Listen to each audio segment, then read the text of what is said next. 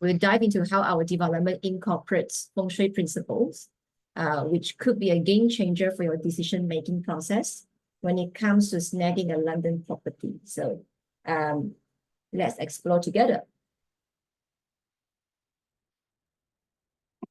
So in today's discussion, we are very happy to have Iverson as our keynote speaker. He is from Joey Yap Consulting Group, who will be able to share several pointers on how to harness Feng Shui from property. My name is Shelvin. I'm from RBC. We are actually a marketing consultancy company based in KL. And I have about 16 years of experience dealing with international buyers in various global markets such as the UK, Australia, Singapore, and Japan.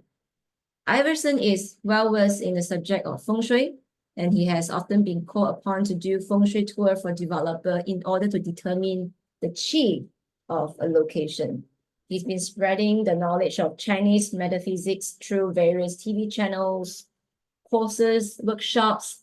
You may see him on 8TV or NTV7. He has also presented talks to many well-known organizations, including the likes of EcoWorld, SME Show, Sun Derby, UEM Sunrise. So without further ado, let's take a look at my part, the agenda today.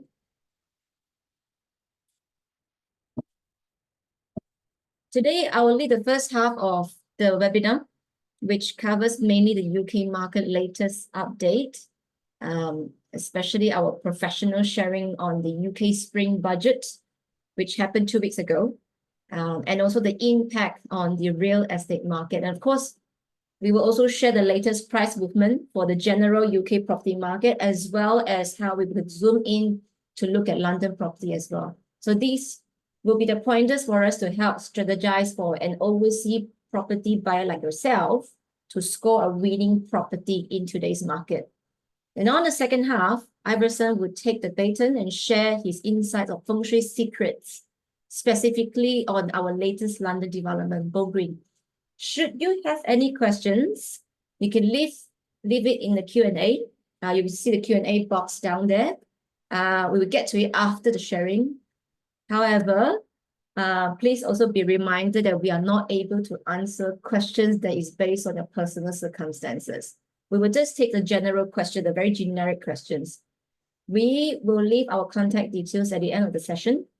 Then we can communicate on a separate basis if you have any personal questions. Right, so let's start with the spring budget. We have lots of other news stories to bring you as well, but I think we ought to start with the budget, and it's the last budget we will have before the next election in the UK. It's a big budget, but it's also a budget that will impact not only the locals, but also the international investors. Are they bad news or good news? It's a mixed bag. It's good balance, I would say, but at least nothing radical. So let's start with the good news first. First off, it's the reduction on the capital gain tax. Previously, it was sitting at 28% for the higher rates. It has now fallen down to 24%. That's basically a test card for property investor that will also encourage us to dispose the property, to sell the property. And it's not something that you see every year. So that means that landlords will be able to keep a larger portion of the profit after tax, intensifying property sales, and also encourage portfolio reshuffling. This will potentially also lead to an uptick in the market activity and increase of housing stock for permanent UK residents. But there's always two sides to the coin. While this may motivate us, investors like us, to sell properties, it can also mean lesser properties will be available for rental. That will cause an upward pressure towards the rental prices when the market is already in so much shortage. Secondly, government has decided to remove the multiple dwelling reliefs. Just to give you the context, previously we will get a slightly more favorable stamp duty if you're buying a block of apartments, because you could link them all together. Unfortunately, now not anymore. While this can be a shame for those who are looking to do a bulk deal, a bulk purchase, especially now when the rental market is super hot, is tightening, but we don't think anybody will be, crying into pillow and then say, oh, this is a shame. It's nothing too radical. But this move itself will in fact raise around 385 million pounds per annum in addition as a revenue to the government. Thirdly, there will be a first-time buyers relief on stamp duty that will apply to the beneficiary of the arrangement instead of the trustee or nominee purchaser for land transaction involving the grant of a new lease. So this is more relevant to the local. Last but not least, now I'm just referring to the ones that is relevant to international buyer like us. That will be the abolitions of the furnished holiday letting tax regime.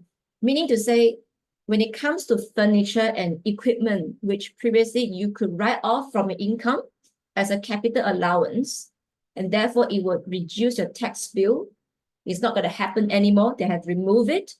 It is bad news for holiday homes landlords, which are predominantly managing their property, they're renting out our properties along the English coastal towns or popular tourist spots via short lease management, such as Airbnb. But this is not so relevant to our clients or database, to be very frank, because foreign investors like us usually will buy into traditional residential properties for conventional long lease management. So therefore, we see that as a very minimal impact towards international buyers for portfolio purpose. So key takeaways from the budget. From a property perspective, we don't have particularly strong feelings. I'm glad that they didn't do anything crazy to try and use the market up. There was a talk, they were speculating, there was a talk about 99% guarantee mortgage. I'm super glad that it didn't happen. Well, I don't like stamp duty as a tax, but I think if they want to remove it, they have to remove it and done it very carefully. So I'm glad they didn't have some big flourish around as a way of trying to win votes into the next election. A majority of our clients from Malaysia and Singapore don't really own holiday lets. So I could see nothing detrimental towards our investment strategy in the UK. But from that perspective, we don't see anything in there where it's like, wow, this is going to be a real showstopper. So I guess to summarize it, no particularly strong feelings, or as an investor, no bad news is good news. So the reduction in capital gain tax rate from 28% to 24% on residential property gains does provide some offset when you're selling it.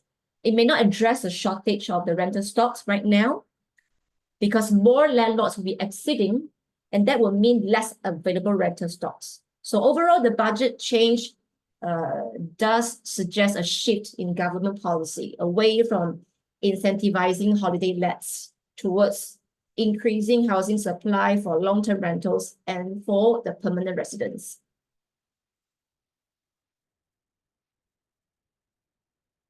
So I'm going to take you to the market update. We will focus on the UK in general. Then we will zoom in into the capital, which is London. Let's take a look. So, green shoots of recovery. And we have got price near 2022 peak after the fifth monthly rise. Sales forecast to rise by 10%. So it's basically positive news this month. The asking prices are up for the second month in a row. And that's giving a strong start to the year. The market is looking pretty robust, I would say, in spite of all the naysayers. I would say recovery is pretty much underway in the UK housing market now. It has been bolstered by data suggesting the number of agreed sales, especially now jumping in the first 2 months of the year. It actually has risen in February by 23% compared with the same month last year. In terms of mortgage, because now that the mortgage rates has eased in, people are getting more used to it, and there's a lot more clarity in the financial markets. That actually allows more buyers to consider a purchase. So in terms of the mortgage approvals, they have hit 55,000 approval in January 2024, which is up from 44,000 in September last year. Now I'm going to show you the data from Nationwide and Zoopla. These are all recognized organizations. Now, this is Nationwide. So there's a sign of easing in affordability pressure. UK house price has increased 0.7% in February. This result in improvement in the annual rate of house price growth to 1.2% in February. And that recorded as the first annual rise in the house prices since January this year. Right move. Asking price were up in January by 1.3%. And they're up in February by 0.9%. So some optimism in the market now, at least when it comes to asking prices. Sales agreed number, very robust, is all being supported by more buyer and seller activities. They are 3% higher than the time back in 2019. Then at least all in all, we are now back in a positive territory again for the first time. So that gives you an annual change of 1.2%. However, the market still remains quite price sensitive, with many buyers very budget conscious. Why? According to Rightmove analysis, the sellers who price right initially are far more likely to find a buyer and sell more quickly. Now, London. So we're going to zoom in into the capital. Give you a snapshot. 11% uplift in buyers' demand. 60% uptick in number of home sales. And there are a lot more ultra high net worth individuals snapping up big deals in the top end of prime central London market. According to Forbes, London continues to have the highest average price across all the regions. Prices in the capital has increased 1.5%, which is the first annual growth since January 2023. So this figure also continues to suggest a relatively stable start to 2024. And that aligns to other promising signs like increased housing activities and more mortgage approvals. Again, we're coming back to Zoopla and Rightmove, but just purely on London market itself. According to Zoopla, London house prices are rebounding faster than any other regions in the England overall. Momentum in the sales market has been building the past 5 months, and I believe that the housing market is on track for 10% more sales in 2024 than in 2023. According to Rightmove, this Rightmove data, there is an uplift in demand and lower supply of homes. Again, the imbalance between supply and demand in the capital. Hence why we are able to achieve 2.8% money change, positive change, which makes them the best performing region in England for the month of February.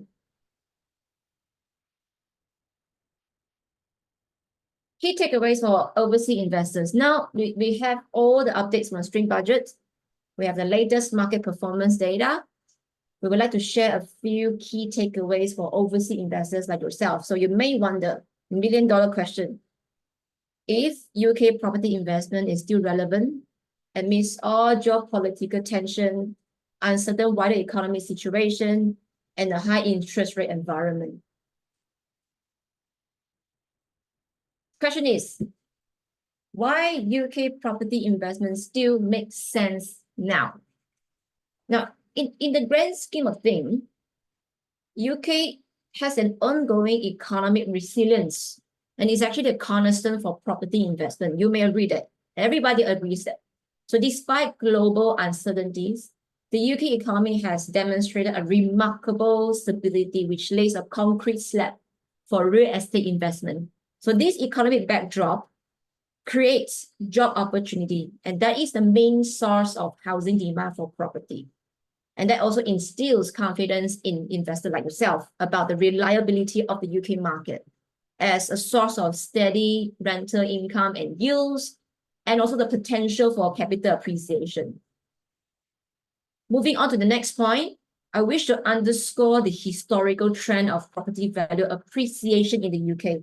And it's all driven by a very persistent imbalance between housing supply and demand.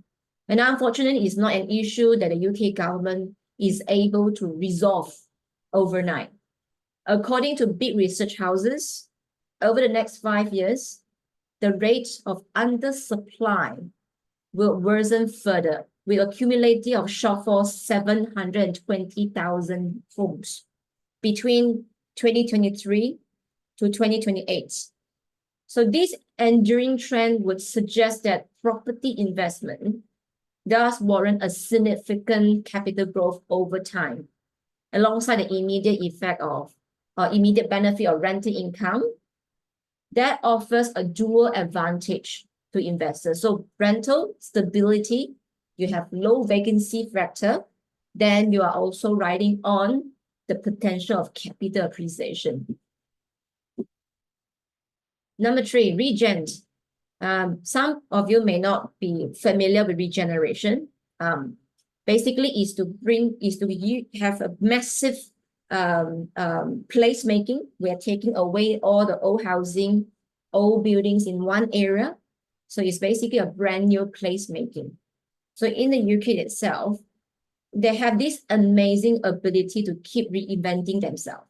So the strategic focus on regen and infrastructures development across various UK regions is another factor that enhances the property values.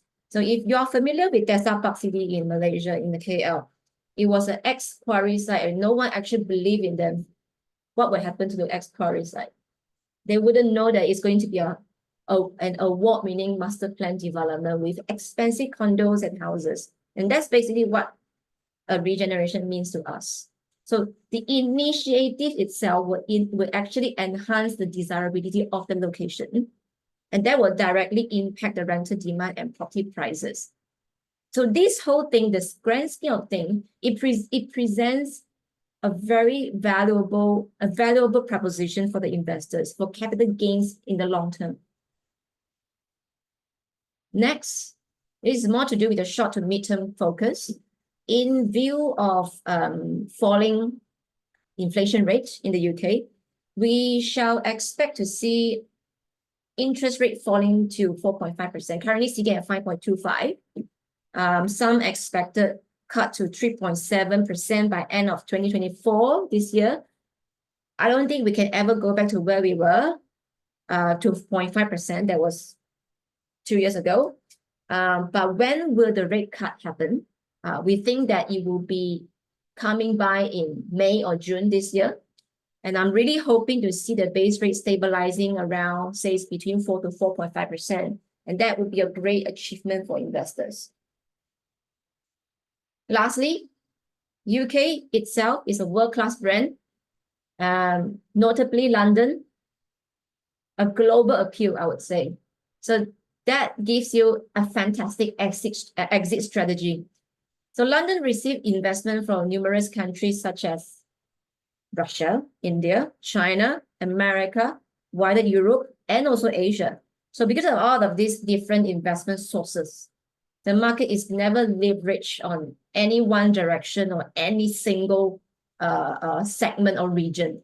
Everyone basically wants a piece of London. So therefore, despite prevailing market conditions, it is possible, utterly possible, to find a buyer should you want to exit the market. Exit strategy will be something that you should always consider when you want to enter a market. So winning strategy. Now you have the right market, you have the right timing. So what's next? You're going to need a right products. So in today's discussion, we will be taking Bow Green, our brand new latest development in Zone 2 London, as our case study.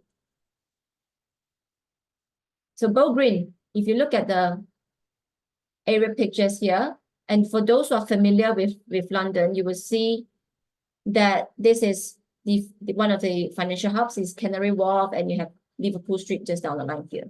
Now, Bow Green itself is located in the heart of Zone 2. And for those who are familiar, East London is now the hippie address, very eclectic, trendy, creative. It's for people who are not afraid to think out of the box.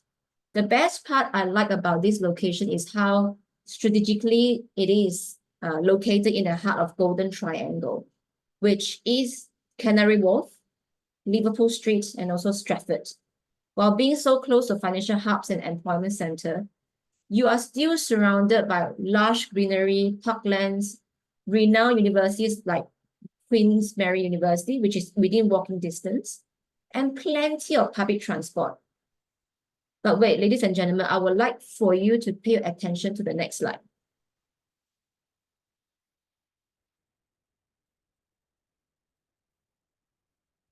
Fix your eyes on this groundbreaking price per foot comparison map that will showcase the pulse of Zone 2 East London. The yellow ones are the developments within 2-kilometer radius from the site. And the green one, as the name suggests, is the development, Bow Green. So picture this. Nestled within 2 kilometers radius from Bow Green, you would see that emerging developments are shaking out the market. But here's the kicker. They are all priced above Bow Green. Now let's talk about potential. It is crystal clear that Bow and Mount End, which is here, they are diamonds in the rough. They're ready to shine. So imagine a transformed landscape because they are now within a regen zone. You will see revitalized homes, premium homes, a bustling community, and revamped streetscapes. So these are the promises of Bow Green can provide for our investors. That is called the imminent evolution. Would you agree that it is only a matter of time before Bow Green catches up and surpasses the coveted £1,000 per square foot mark? If you're nodding yes, I'm very glad that you have been paying attention. So imagine a community where 1,450 new homes will be all built and nestled around a large green parks, gardens, and spread across 5 phases master plan. It's located in heart of Zone 2, which I have mentioned, with not 1, not 2, but 3 tube stations. Just a very easy walk away, 10 minutes walk away. So you have got Central Line, you have got District Line, you also have Hammersmith and City Line, and even the DRR is at your service. It's roughly about 6 to 7 minutes walk away from the site.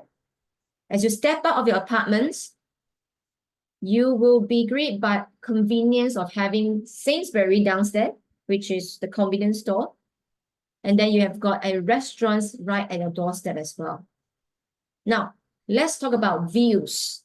So from your window, you'll be reminded that you are just a very quick 9 minutes bike ride away from Canary Wharf.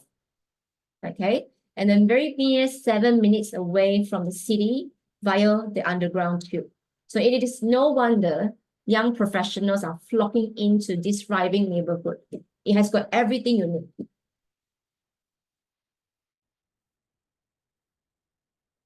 Coming up next, I'm now turning the floor to Iverson, who will be sharing the Feng Shui secrets of Bow Green, why it makes such a unique value proposition. His advisors will be able to cross all the T's and dot all the I's and make the best property possible. So over to you, Iverson. I'm going to stop sharing and make you the host.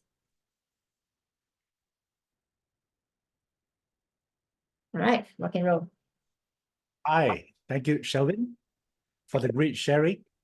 And how are you guys? Everyone here, thank you for tuning in for this wonderful evening, where I'm going to spend some time here to talk about how do you harness the Feng Shui into your property. Okay, so first of all, my name is Iverson, and how you're going to communicate with me here if you have any question later on, I suggest you go to the Q&A tab. I understood that you're not able to use the chat, but there's another function here called the Q&A. You can actually post me some questions, because I understand all of you here are beginners in Feng Shui, and I'm not here to train you to become a Feng Shui master, okay? All right, the whole reason why I'm here today is to help you to make a better decision, when it comes to investment, specifically in property investment.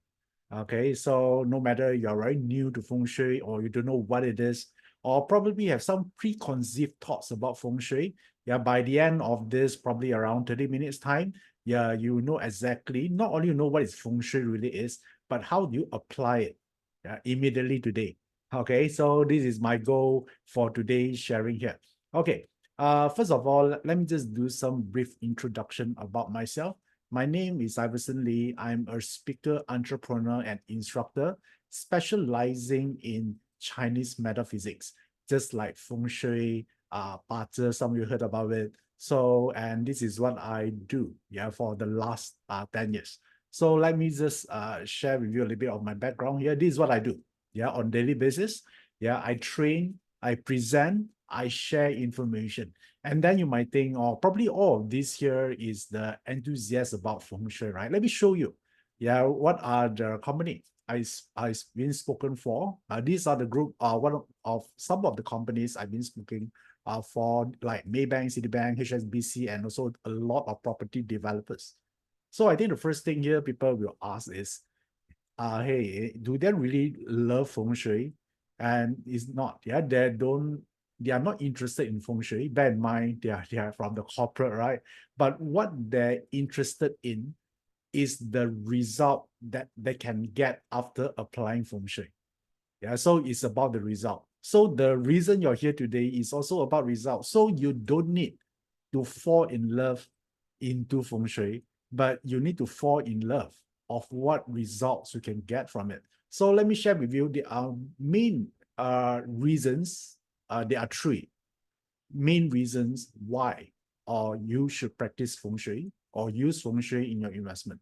So let me tell you first. These are the three things. So if you are looking for well-being basically is about your health. I think health is wealth, right? So this is something you can benefit from Feng Shui. Or if you are after prosperity, right? You want to make a lot of money, you want to make abundance of money, Feng Shui can help you to accelerate the process and give you direction how to do it. And thirdly is about success. So success basically means you get what you want. So that's why success is very subjective to everyone here, because all our wants are different. So these are the three reasons why we use Feng Shui. Okay, so today I'm going to focus a lot into the prosperity part, right? About the abundance of wealth. So now, some of you here, you might actually interested in well-being and other things, but today I'm going to specifically focus on how do you use Feng Shui to improve your property investment and growing your net worth. Okay, how many of you here interested to grow your net worth and also improve your property investment performance? Of course, you can all type in the chat right now. Maybe you can actually type in the Q&A so I can see some of your response from that side as well. Okay, now how do we start this here? So I need to actually share with you this part first, right? So if you don't understand what Feng Shui is, it's very hard for you to use it.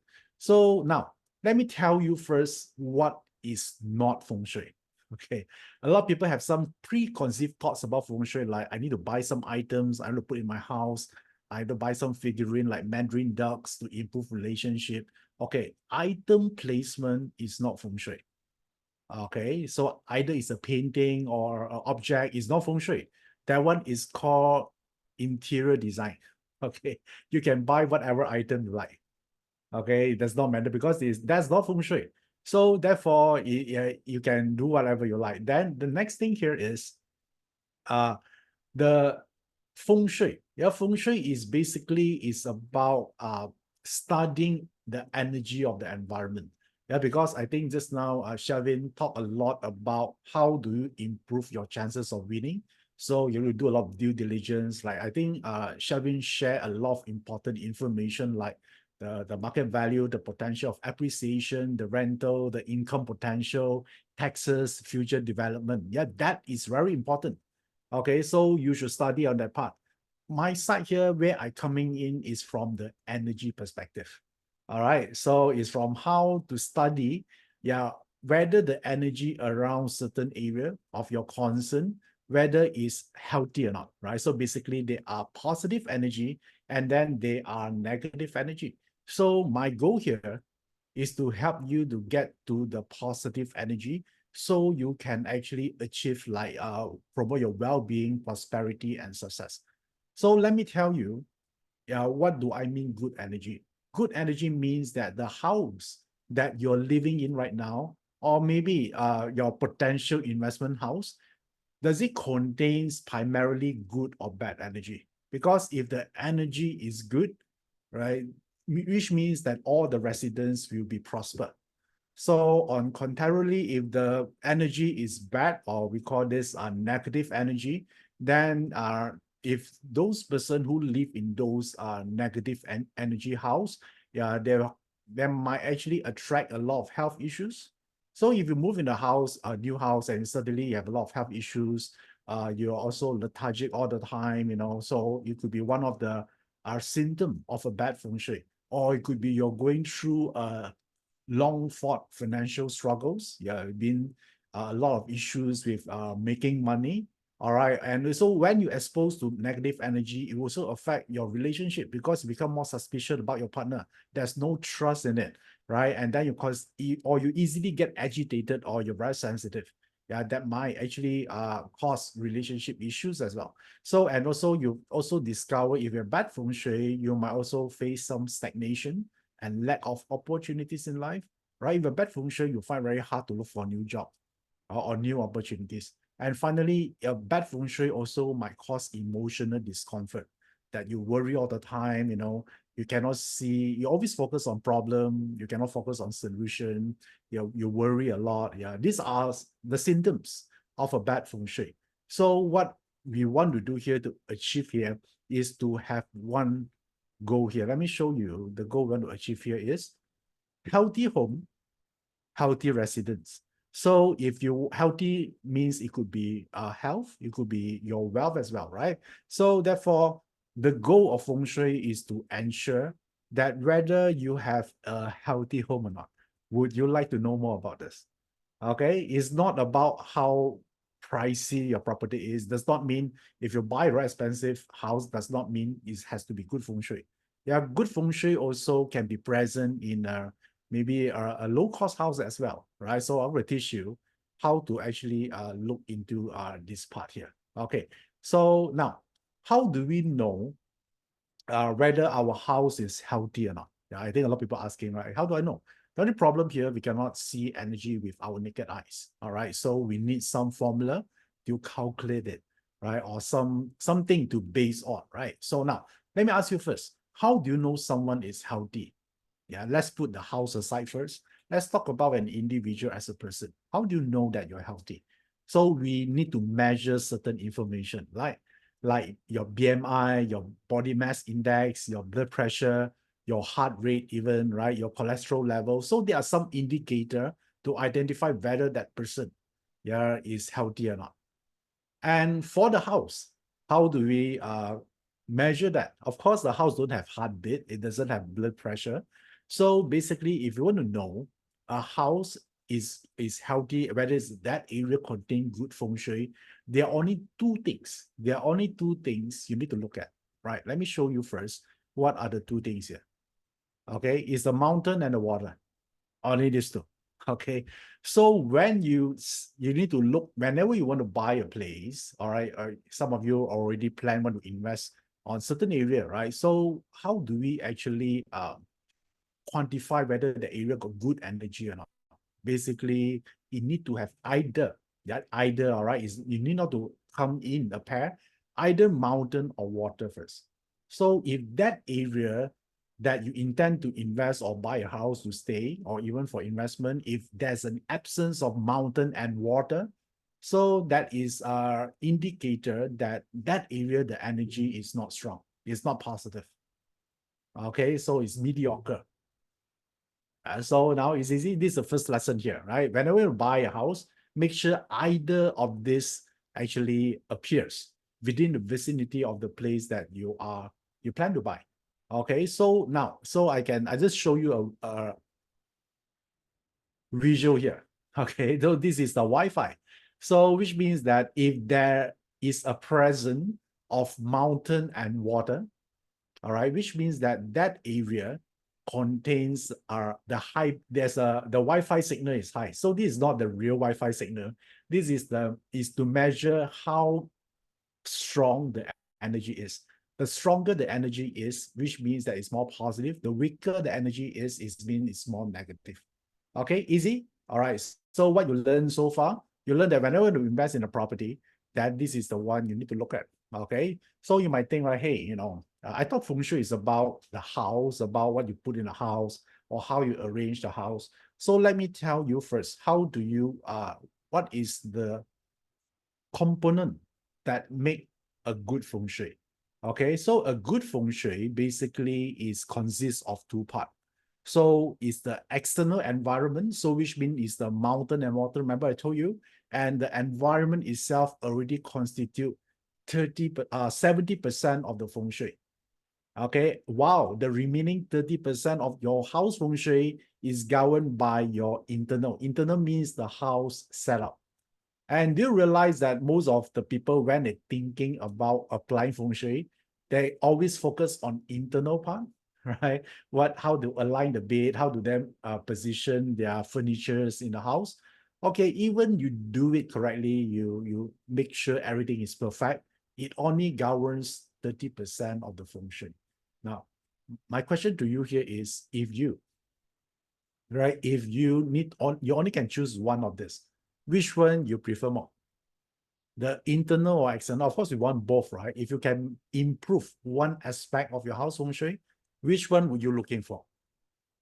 Okay, there's a Q&A there. You can actually type in your answer there as well. So we use that as a chat box. Okay, I saw some answer coming in. Okay, so it's called external. Yes, you're right. Yeah, so this is what we are looking at. Okay, so this is the one, right? So external side. So the only problem here is, if external we only can useful when you go to buy a new house, right? So how about you're already staying at your current house? I don't think you can change much about the external side, right? Let's say currently your house, you didn't see mountain and you also cannot see water. You cannot just move a mountain, yeah, right nearby your property, right? So therefore, when you're evaluating the current house you are staying, does it make sense that we only can look at internal side? Because the environment, you can't change that much. Agree? You only can change when you buy a new one. You can select which house to buy, right? So the first thing I'm going to share with you here, how do you make your current house become better first? So when your house become better, you can become a better person, and then it lead you to become a better investor. Make sense? So now, I'm going to share with you how do you apply Feng Shui at your current house. Okay, so therefore I cannot focus on 70% first. I'm going to focus on the 30%, the house setup. So how do we do this? Yeah, so the only way we can do this here is to help you to become a great investor. So do you want to learn Feng Shui to help you to become a great investor so you can make more money, right? Increase your chances of success when you start to invest. So how do we do that? So the technique that we use here is called the short-term Feng Shui, called annual flying star chart. That's a technical term. You need not to remember that. So I just want to look at the chart here. This chart here is the energy of the year. Okay. So there's a lot of number, but don't worry, this is not the lottery number. Okay. Each number in the box just represents certain energy. Yeah. Feng Shui is all about energy. Either it's positive or negative. So therefore, in 2024, different energy will actually populate different sector of your house. So that's why you notice that there's a southeast, south, southwest here, right? West. All these are all the sector of your house. So now my question to you, do you know where is your south sector in your house or your north sector? So let's say you don't know yet, it's normal because you're not practicing Feng Shui. So what I'm going to do here is I'm going to show you how to do this. Okay, let's say this is a floor plan here. All right, that's a floor plan. Imagine this is your house floor plan. So what you need to do after today's session, I want to walk to the center of your house, right, or your unit. And that's where you take out your compass, and the compass needle always point to the north direction, right? So let's say you discover that the north direction, let's say, is over here. Okay, so let me draw something first. Let's say the direction north is here. Let's say, yeah, you stand in the center, right? Then let's say the north is here. Then you automatically know this is the north sector, right? Then where is the south sector? You know, it's always the opposite side. So this side will represent the south sector. So the first goal here is to demarcate the sector of the house. Okay, by knowing the north, you know the rest of the sector. Agree or not? Right? Opposite of the north, always the south. So once you're able to do it, it will be something like this. Let me just clear this. Okay, let me show you the screen. Okay, it'll be something like this, right? So you're able to demarcate the sector of the house. So you know where is north, where is northwest, where is west. Easy, right? So it's easy. So you ignore all the Chinese character here. It does not matter. It's just the compass characters there. So you just need to know the south sector will be around here, the north will be around here. Then you are set to apply Feng Shui, yeah, for your current house. So now what you're going to do here is like this. Remember this diagram I showed you just now? So for example, yeah, when we talk about investment, there are two things we need help on. The first part here is to get more capital. Agree? Right? When you have more capital, then you can invest in bigger assets. So the first goal is not about just investing, right? You have to get more, so you have a healthy cash flow, sustainable cash flow where you can invest for long term, just like property. So how many of you here right now, you need to accumulate more cash flow first? Yeah, you can actually type the word yes in the Q&A so I can see who you are. Yeah. Okay, so I know, yeah, you cannot type from chat box. For some reason, it is disabled. Okay, now I see Linda Steiner. All right, okay. So if your goal right now is to look for more capital, then you can look for the northeast sector. Okay, for this year. Anyway, this technically only apply for 2024. It will change next year and next 2 years. So because this is a yearly Feng Shui technique. Okay, so the northeast sector will be important to you. If you want to gain more capital, you want to get more money, like promotion, bonus, because this northeast sector is for employee.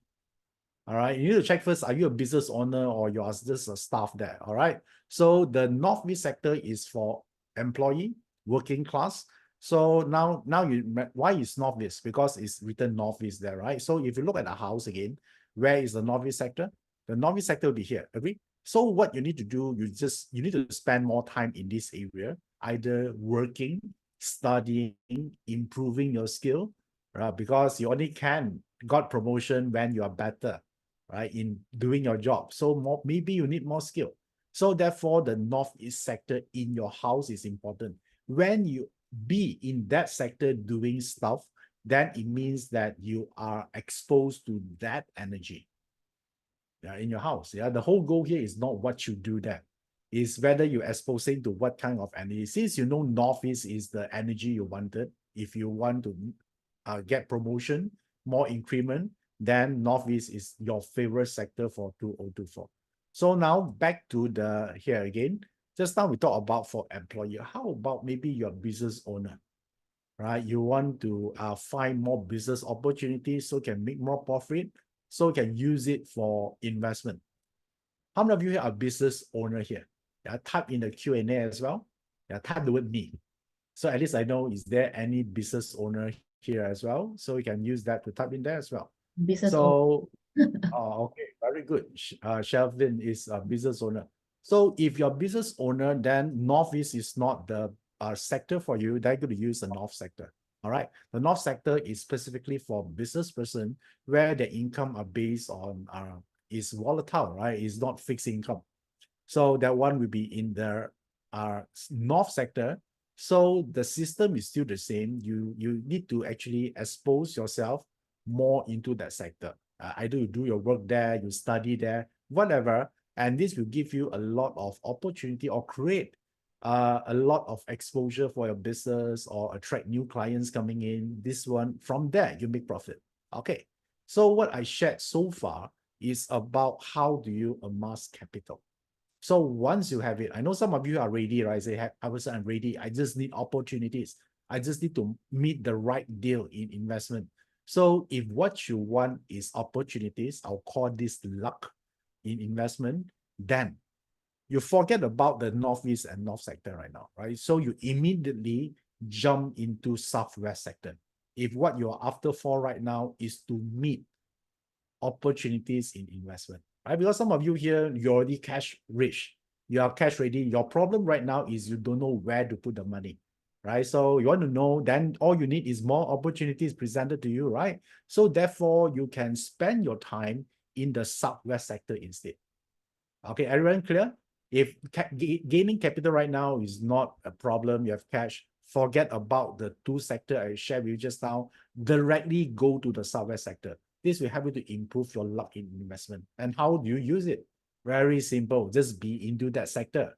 Do whatever you want. You can read the investment book, can call a friend, can call a broker, whatever. Like maybe you want to learn something about our investment webinar. Use that sector while you're learning it, right? So you give you new insights, and then you understand the investment better, and very likely it will propel you to take action. Okay, cool. Yeah, so this way here, what I just shared here is how to use your current house. Yeah, I haven't get into which house to buy yet. I'm just telling you, this is how to make yourself become better. So far, so good? You understand so far? Right, I know some of you are beginner. Okay, so I hope you actually know how to play around with this. So basically, in the end, in summary, it's just about positioning. Where do you position yourself at your current house?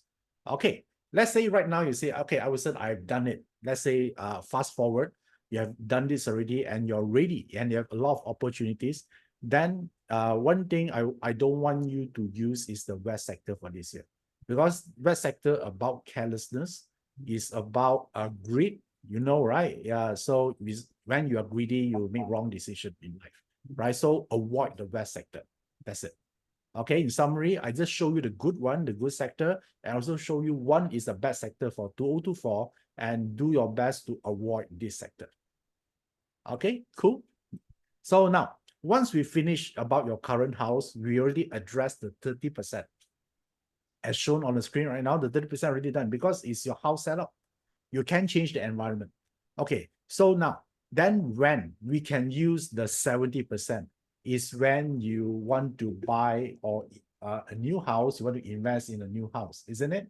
Right, then you can choose the environment.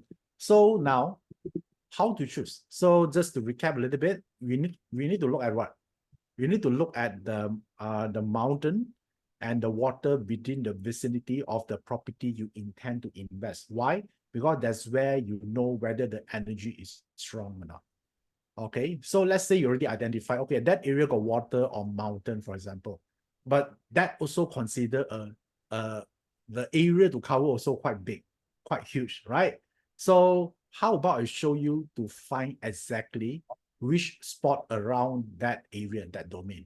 Right? Sometimes I see a mountain there, the radius could be like 10 kilometers, right? You know roughly the area is good. How do you fine tune it to make it even better?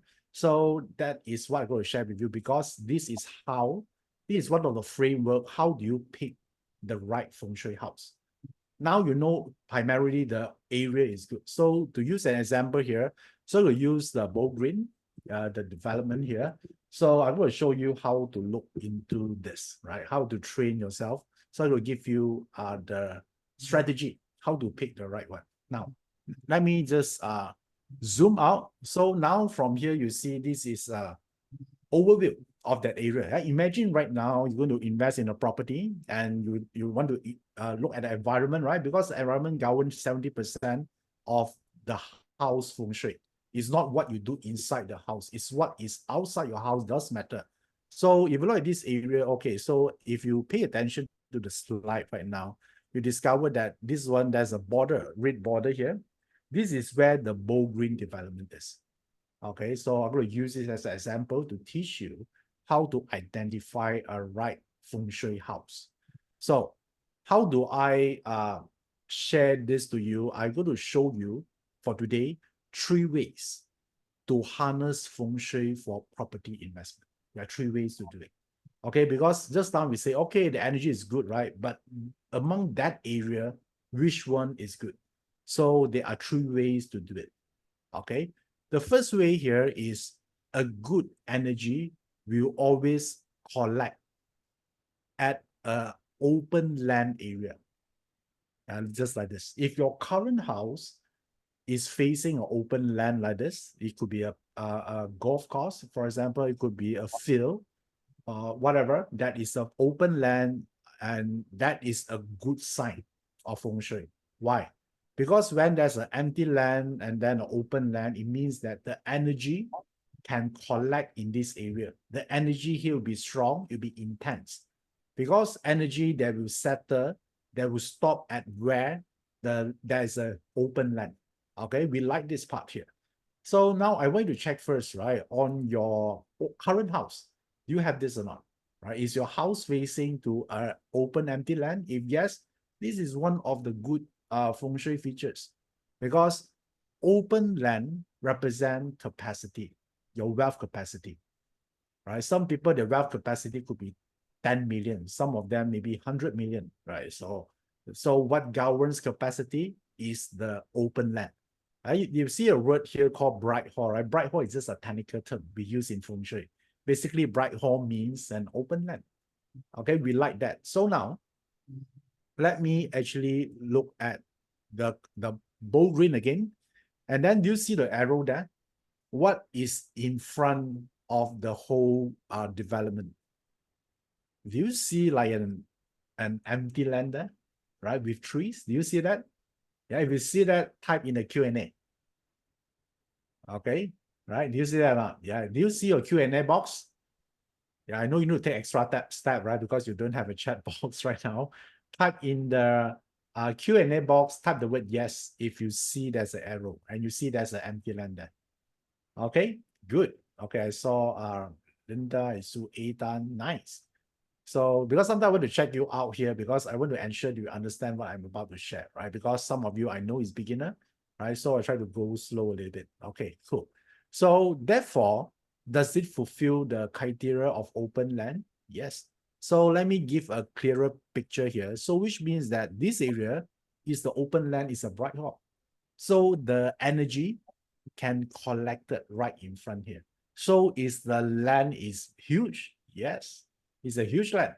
So what does that tell about capacity? Huge capacity of wealth. Yeah, because the open land, or we call this bright hall, is huge. Okay, let me bling it for you. So you see that here? Yeah, this is how we assess property anyway. Yeah, we do a lot of feng shui for developers. How do they actually organize the planning and everything? So this is one of the things you look at. Yeah, we call it bright hall. Okay, so this is the one. Easy. Okay, so this bright hall is outside, is facing, so which means the energy coming to the property is huge, is powerful, is intense. Therefore, the open land govern your capacity in life. So which means it will affect the residents staying there. So now the next thing here is, if I zoom in into this development, as with this, you see the border, the red border here, this is the development. So when we talk about open space, right, not only on outside of the development, we also like to see it inside or nearby the development as well. So if you look at this here, pay attention to this. I'm going to show you, do you see another empty area here? Okay, this is where the energy can collect as well, right? Not only just from the big one outside, but nearby within the proximity of the development, there's another area you can collect energy. Remember, open land, flat land will collect energy. Okay, cool. This is the secret technique, because a lot of people say, okay, the environment is good, but among that environment, which one is the best is where you see the empty land or the bright hall. Okay, and another one I want to pay attention here, beside this one, there's another one here shown here. You see that there's another purple arrow here. So within that development, there's also an area right at the center is also an empty space.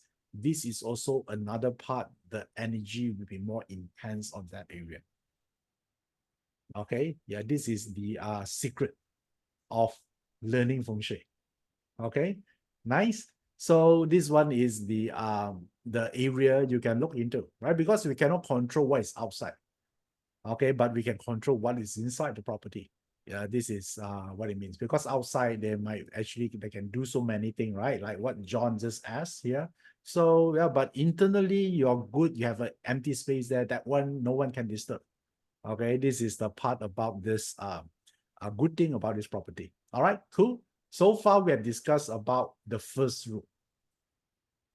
So now the second rule here, in order to find an area with good energy, is the road junction.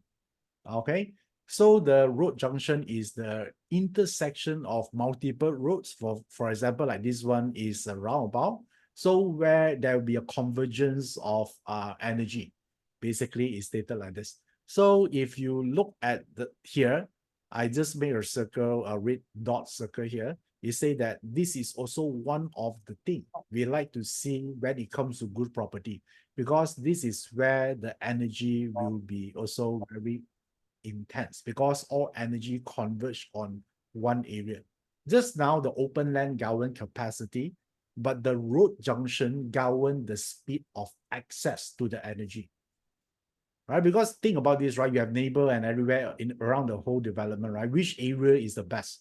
So when I say the access, the speed of access to the energy, it means like, just imagine like in internet, right?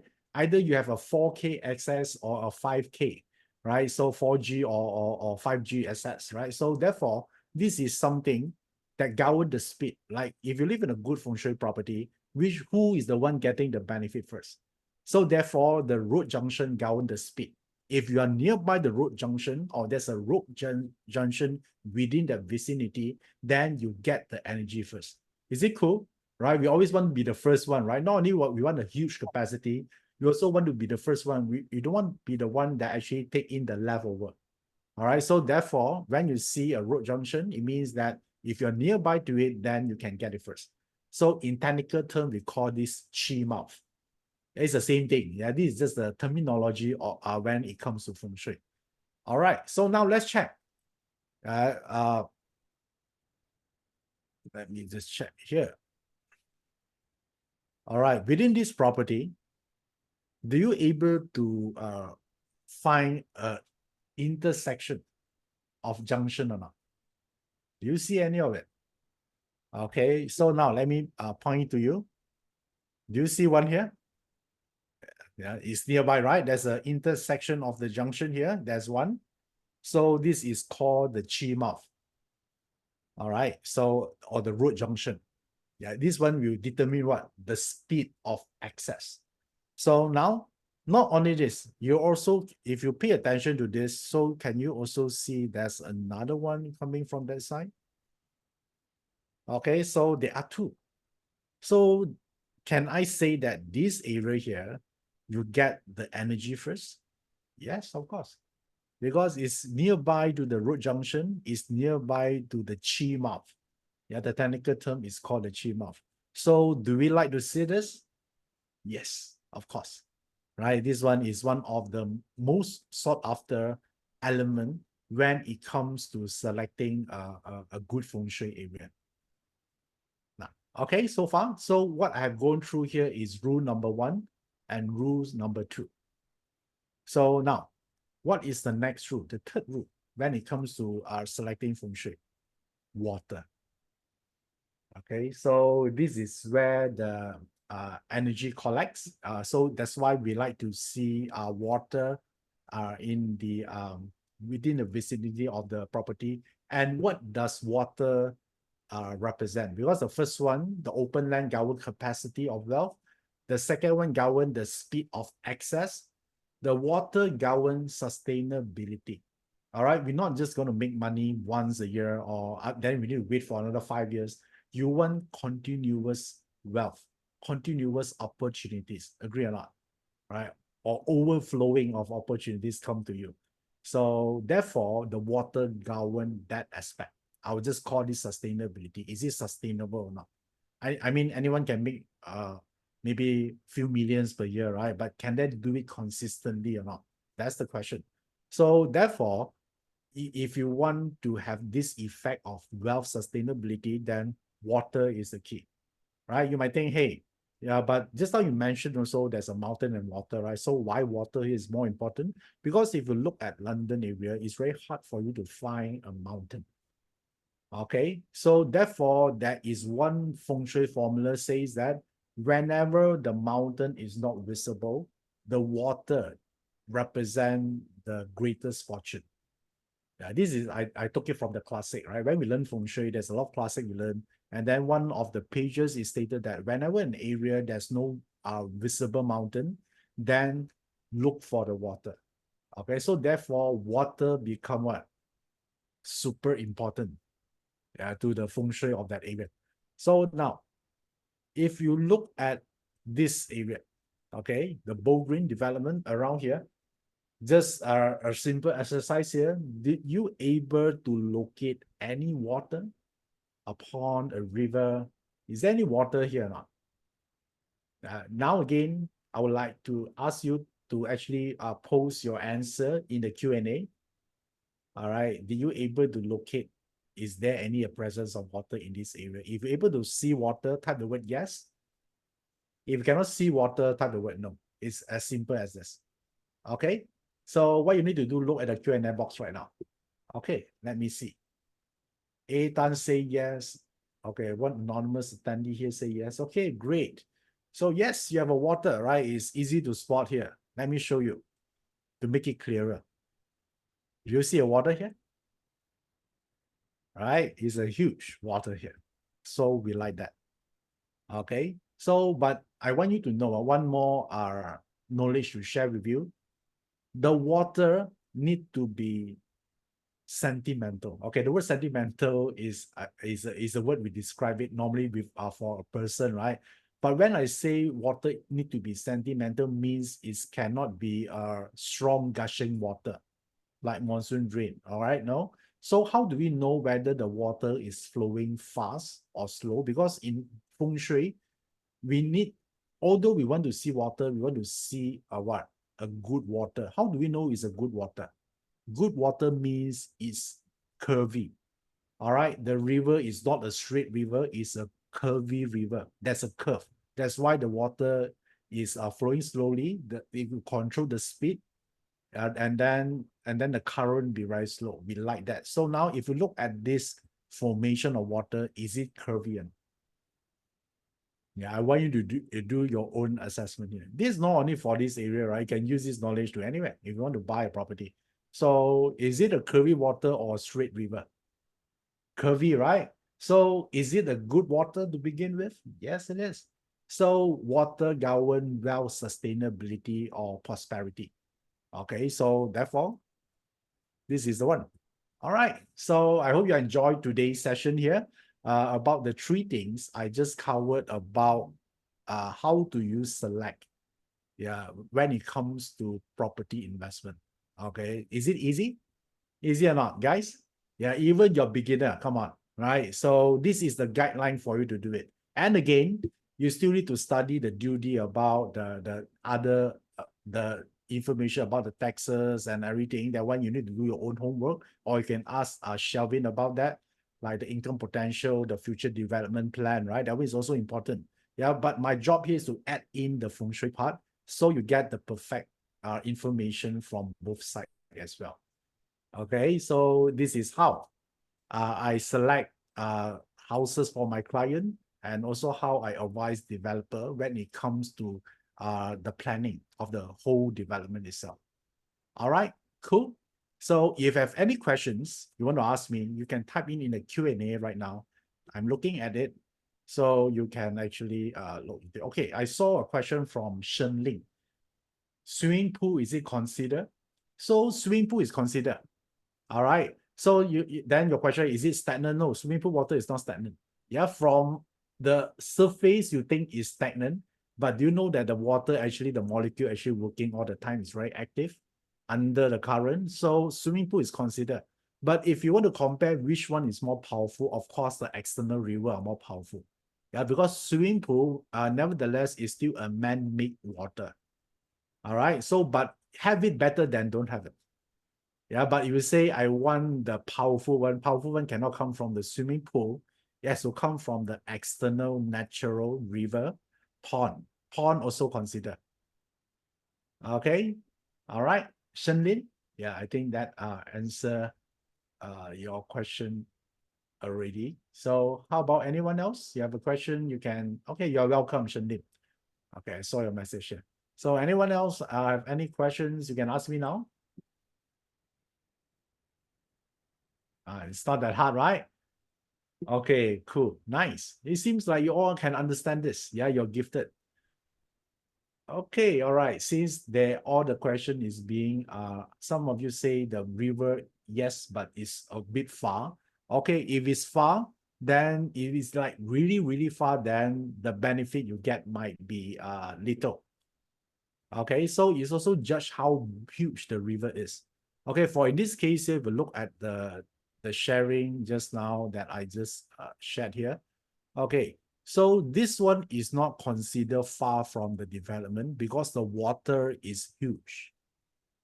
Okay, if it's a very small river, then it's very far. But this one is so huge. So this development resides in the right location. Okay, so it depends on the size of the river. If it's just a drain, that one then it's really far. Okay, A Tan asks whether the water fountain at home works. Okay, so first of all, from Feng Shui perspective, fountain is not a good water, right? Because it's constantly creates sounds, and then the water are not stable. Okay, so A Tan, yeah, your name is A Tan, so I address you as A Tan. Yeah, so when you talk about water fountain, when it comes into your home, we don't like it to be like a very noisy, that kind of thing. It has to be serene, has to be peaceful water. Okay, so A Tan, yeah, this is the answer. Okay, Shenlin asked how far the mountain can be. As long as you can see the mountain, I'll say it'll be all right. You need not to be like next to it. Yeah, so that one is too close already. If you open your window, can touch the mountain, that's a sign it's too close. Okay, we need not to be so close to the mountain. It can be like you can see the mountain ranges. It's considered a good area. Okay, all right, cool. So let's see. Okay, John asked, how about the monsoon drain acting as a river? Yeah, so normally the monsoon drain, the water is gushing heavily and very fast, so we don't regard this as a good water. Okay, I guess I answered all of the question here. Okay, all right, cool. So thank you for joining me here for this session about how to harness Feng Shui into your property. So now I'm passing back the stage to Shelvin. Please, can you make me the host again so I can share my Okay, no problem. thing page? So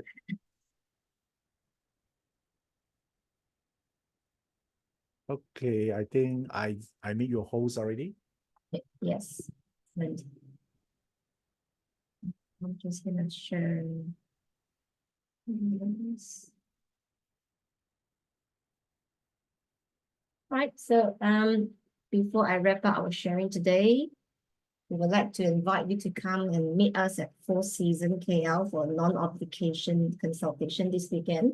We are having a Bold Green project launch on Saturday and Sunday from 10 to 6 p.m.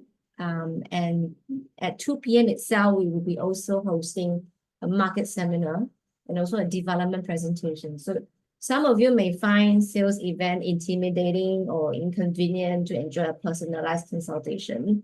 But I mean, some of our clients have also shared that they felt that they were making a decision under duress when they attended a sales event. Worry not, in RBC, our consultation is very personable. There are also several advantages of why you should come and meet us in the event, as you can get the full picture of not only the London property market landscape, you also get to access to exclusive information of the development. There will be a skill model in the room that can navigate you through orientation and also indicative views. And the developer from the UK will be also sharing her own journey and experiences from site acquisition to planning to obtaining planning permission. And those who may not be the information available publicly. So these are all the very private exclusive information. The best part is that where we will have bankers or mortgage bankers support on the spot. So there will be bankers coming from Maybank. Just for information, Maybank will be able to finance properties in London as well, ranging from Zoom 1 to 3. So if you like to have more clarity on your finances before making a major investment decision, they are there to answer your questions. So do come along this weekend and let us support in your UK investment journey. The RSVP is required. You may drop me a text or call me. And also whoever has more exclusive questions in regards to the feng shui, and also the queries is more to do with bold green landscape. How does it make sense coming from feng shui point of view? You can then reach out to me as well. You can scan the QR code, and then it will lead to my WhatsApp. Drop me a question and just mention whether you're looking for the project details, or you're more specific on the feng shui aspect. We have more queries coming from the feng shui aspect. Let me know. I will connect you to Iverson. Before I close off, there is actually a question coming from Shen Open space, is it must be open field without any building, or just without tall building? If there is low-rise houses, would that be considered open field? Iverson, are you there to take this question? Hi. All right, has to be the open field, right? If even it's a lower house like 2-story tall, is still not considered open field. Okay, but trees is acceptable. All right, only we don't like the rebuilding the house there, because it has to be somewhere natural, open, and flat if you can. Okay, so the answer to that, no, we don't like to have development right in front of it. Even is low. Any more questions? Keyword is natural. Wow, okay, that's right. Learn fast. Everyone is talented here. Gifted. Okay. Before we close off, I would like to also promote our social media accounts. We have our IG handles on it. There are lots more information in regards to UK property investment. There's quite a fair bit of content for you to understand if you're still new to the market. Definitely, you can also jump on our YouTube channel. We have a couple of really good podcast episodes focusing on the UK property market itself. And also, there is also a mortgage discussion where more going around with how do you go around with UK lenders, what sort of documents you will need, what kind of lending guidelines you should be aware as an overseas buyers. Definitely, you will get more details on our website, where you can access to a list of projects that we are currently carrying from the UK. So do reach out to me, scan the QR code. If you don't have the scanner, just take down the number on the screen. I will also reach out to you perhaps by email tomorrow. There will be a follow-up email. In any case, do come to see us over the weekend. The reservation, the RSVP will be required because we have quite a bit of appointment slots that have been filled out, and we want to make sure that we are available for you.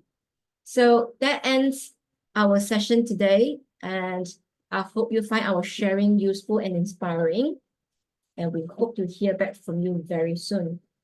Enjoy the rest of the evening, and I will see you guys again with perhaps another feng shui session to come up with. Take care. Thank you very much. Bye-bye.